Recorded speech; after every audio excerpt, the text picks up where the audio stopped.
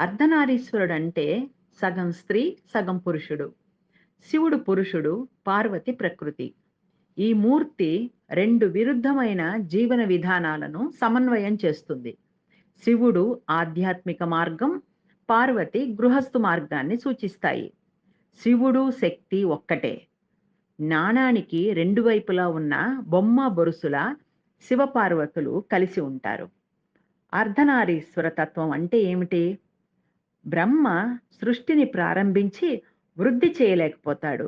జంతువులు, మనుష్యుల సంఖ్య పెరగకపోవడంతో కలత చెంది శివుని ప్రార్థిస్తాడు. శివుడు అర్ధనారీశ్వర రూపంలో దర్శన ఇవ్వగా ఆ దివ్య స్వరూపాన్ని చూసి బ్రహ్మ ప్రణమిల్లుతాడు. సృష్టిని కొనసాగించడానికి స్త్రీ శక్తిని తనకు ఇవ్వమని ప్రార్థిస్తాడు. దేవి అంగీకరిస్తుంది.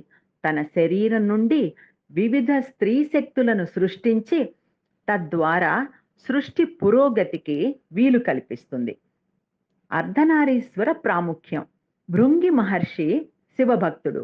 అతడు ధ్యానం చేసి శివుని మాత్రం ప్రదక్షిణం చేస్తాడు. అది చూసి పార్వతి శివునికి మరింత దగ్గరగా జరిగి కూర్చుంటే భృంగి పాములా మారి శివునికి మాత్రం ప్రదక్షిణం చేస్తాడు.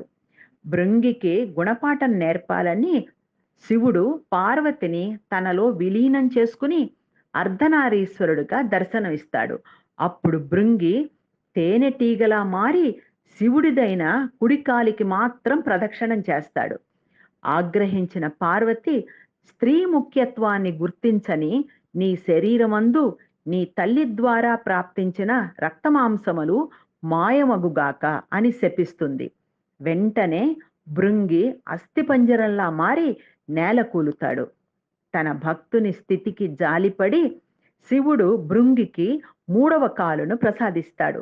తన మూర్ఖత్వాన్ని గ్రహించి భృంగి ఇద్దరికీ నమస్కరిస్తాడు. శివ పార్వతులు ఒక సత్యానికి 2 భాగాలని గుర్తిస్తాడు. అర్ధనారీశ్వర స్వరూపం దంపతుల మధ్య ప్రేమ, బాంధవ్యం ఉండవలసిన తీరుని బోధిస్తుంది.